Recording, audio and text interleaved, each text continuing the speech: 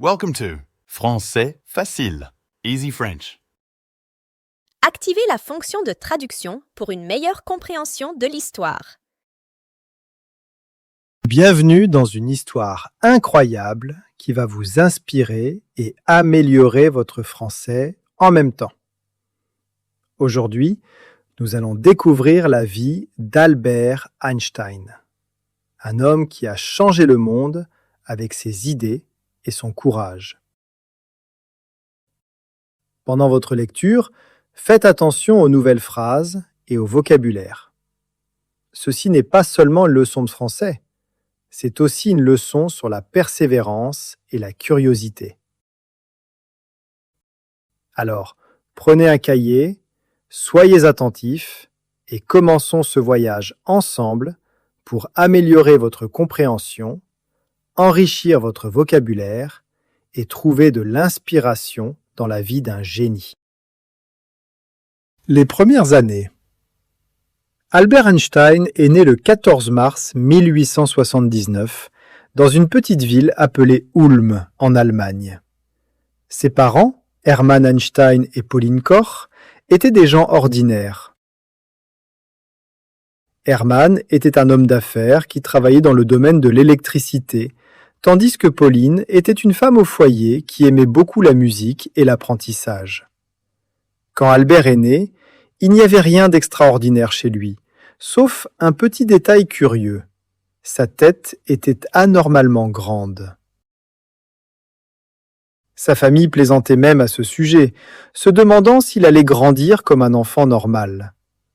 Personne ne savait encore que ce petit garçon allait un jour changer le monde entier.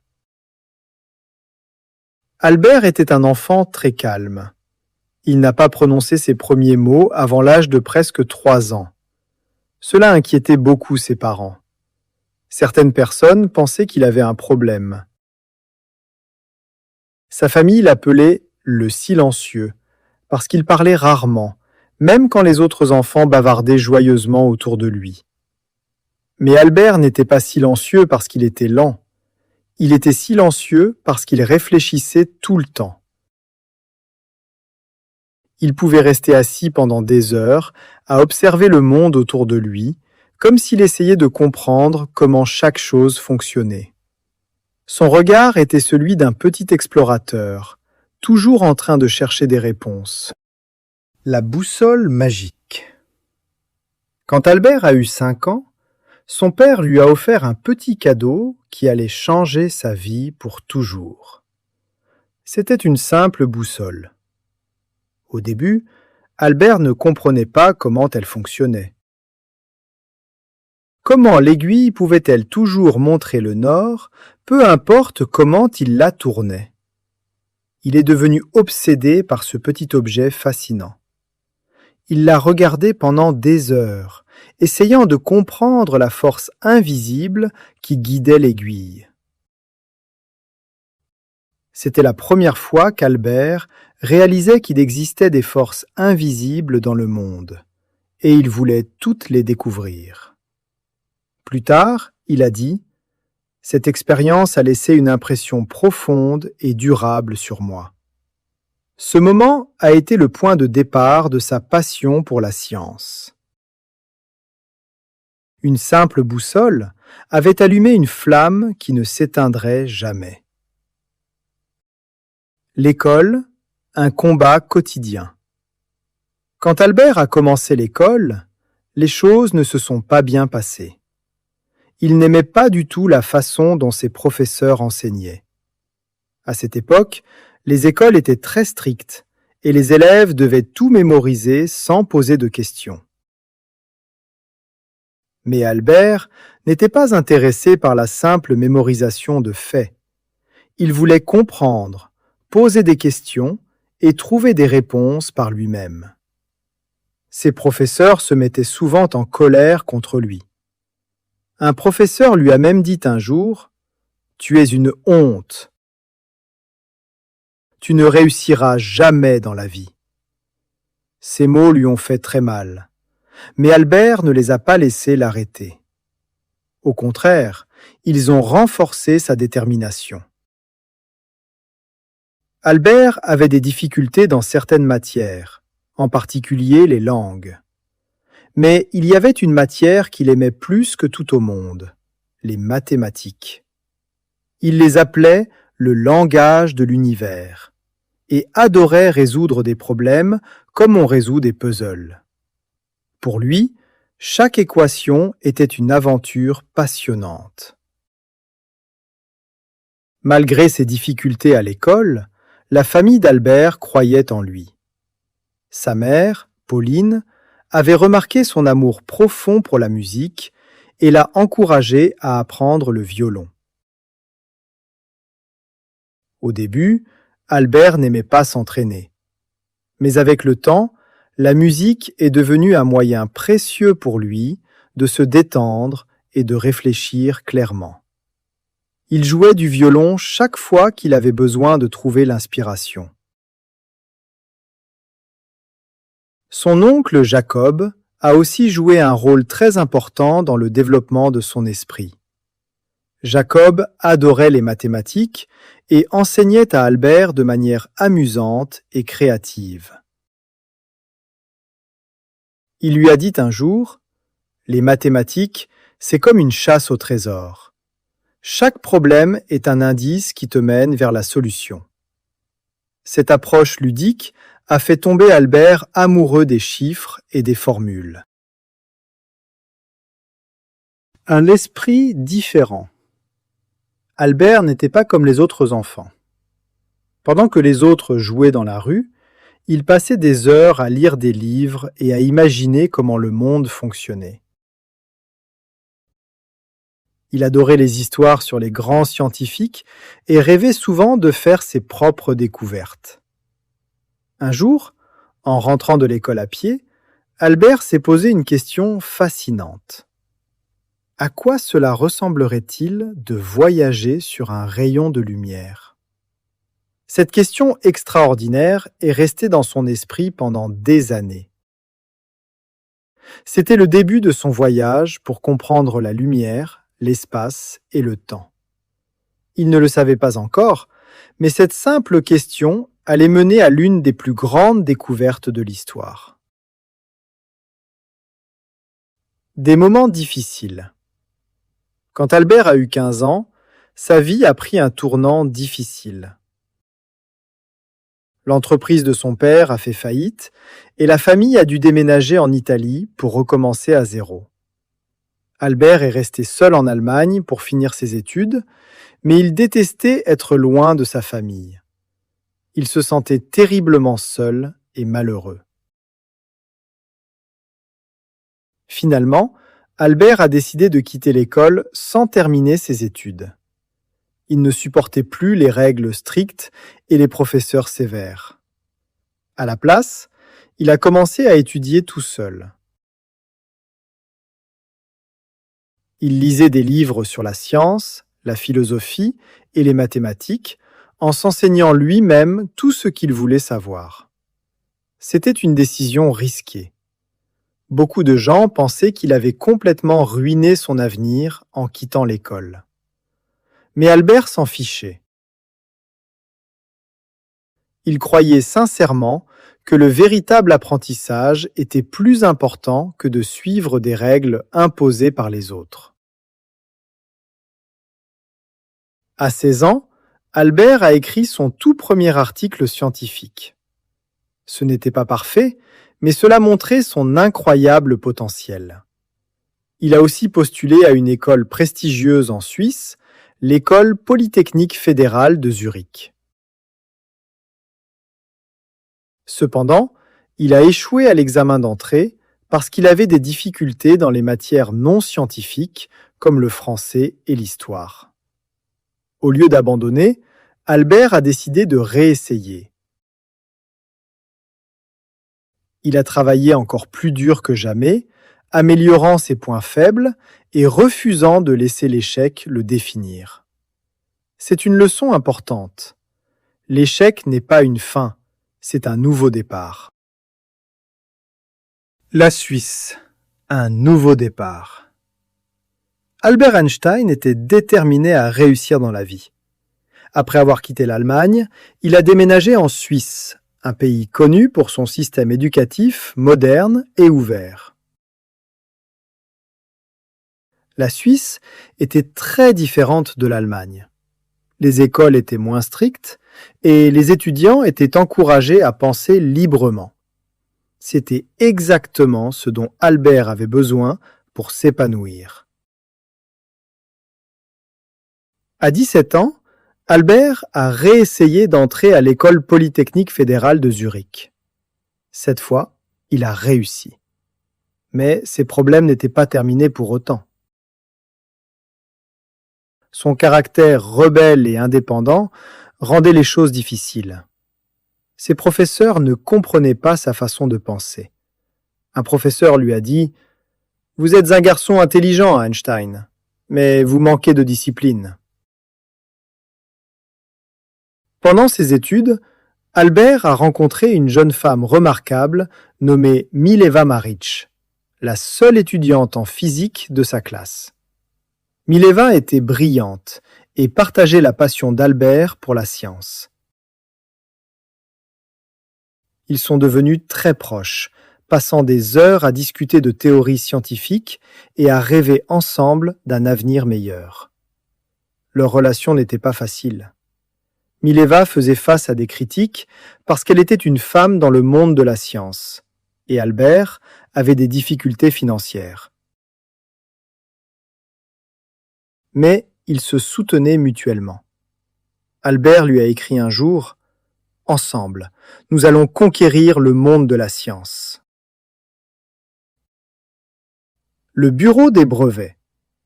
En 1900, à l'âge de 21 ans, Albert a obtenu son diplôme en physique. Il était enthousiaste à l'idée de commencer sa carrière de scientifique. Mais la vie avait d'autres plans. Albert ne trouvait pas de travail. Il a postulé dans plusieurs universités, espérant devenir professeur ou chercheur. Mais il a été rejeté à chaque fois. Ses professeurs ne lui avaient pas donné de bonnes recommandations parce qu'ils le trouvaient indiscipliné. En 1902, Albert a finalement trouvé un emploi comme employé au bureau des brevets à Berne. Son travail consistait à examiner des demandes de brevets et à décider si les inventions étaient originales.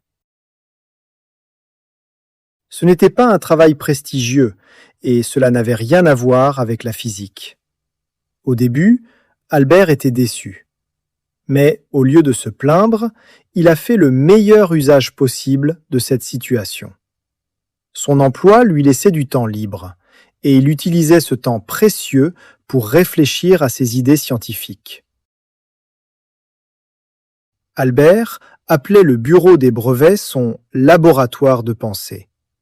Pendant qu'il examinait des brevets, il griffonnait secrètement ses réflexions sur la nature de la lumière, du temps et de l'espace. L'année miraculeuse. En 1903, Albert a épousé Mileva. Le couple a eu une vie modeste et bientôt leur premier fils, Hans Albert, est né. Malgré les difficultés financières constantes, Albert a continué à travailler sur ses théories avec acharnement. Il disait « Je préfère lutter pour ma passion que vivre confortablement sans aucun but. » En 1905, à l'âge de 26 ans, Albert a publié une série d'articles révolutionnaires qui allaient changer le monde pour toujours. Les scientifiques appellent cette année l'annus mirabilis d'Einstein, c'est-à-dire l'année miraculeuse. Premièrement, l'effet photoélectrique. Albert a expliqué comment la lumière se comporte comme de minuscules particules appelées photons. Cette découverte lui vaudra plus tard le prix Nobel de physique. Deuxièmement, le mouvement brownien. Il a prouvé l'existence des atomes, ce qui était une avancée absolument révolutionnaire à cette époque. Troisièmement, la théorie de la relativité restreinte. C'était son œuvre la plus célèbre.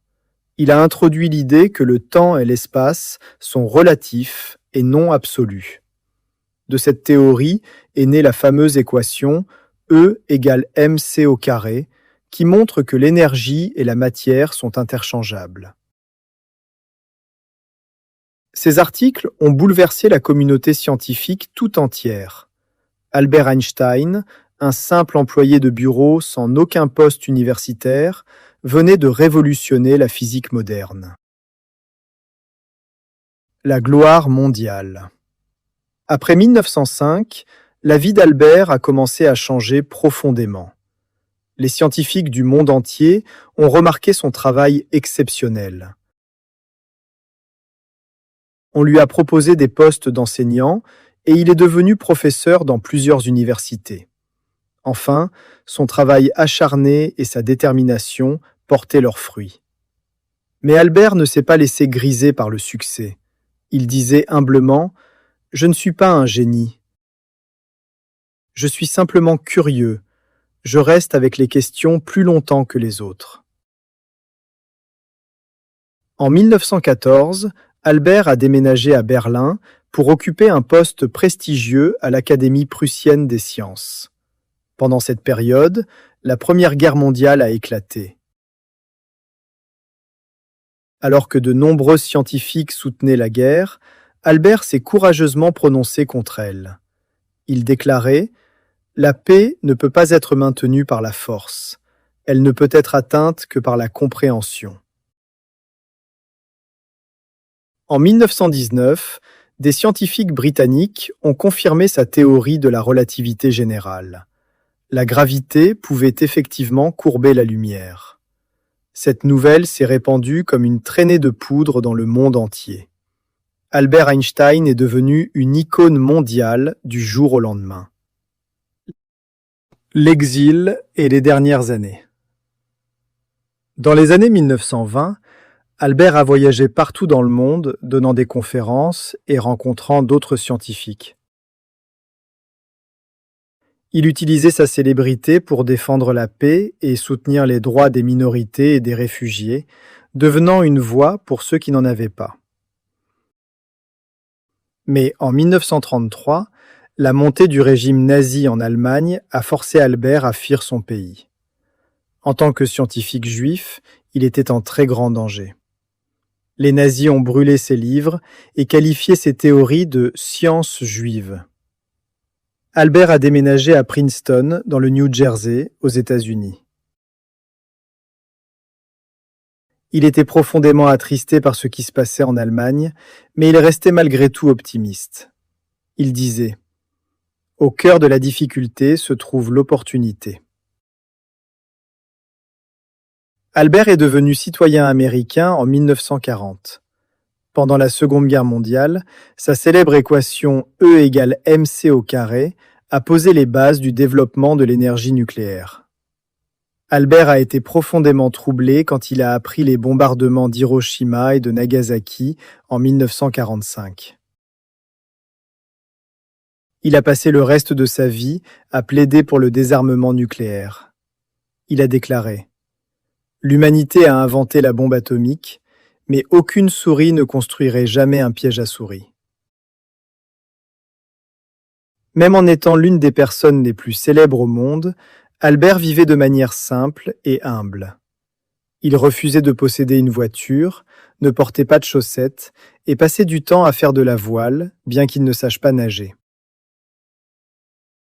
Sa curiosité ne s'est jamais éteinte.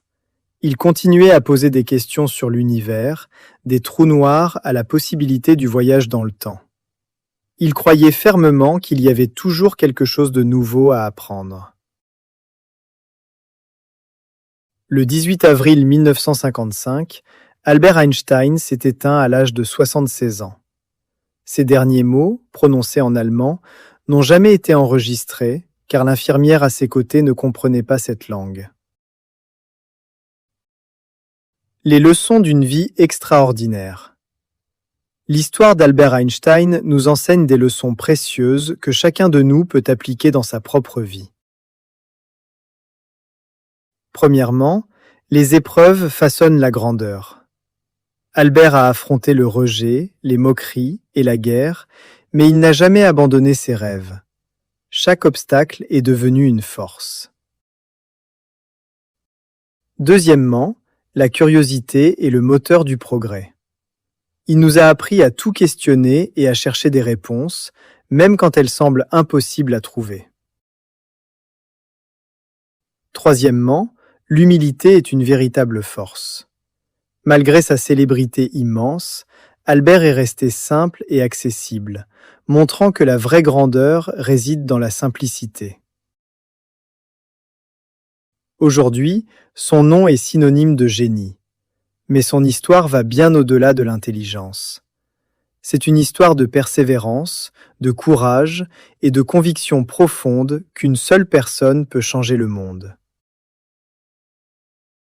La vie d'Albert Einstein est la preuve que la grandeur ne consiste pas à être parfait. Elle consiste à être passionné, persévérant et prêt à défier l'impossible. Ces mots résonnent encore aujourd'hui. N'essayez pas de devenir une personne qui a du succès. Essayez plutôt de devenir une personne qui a de la valeur.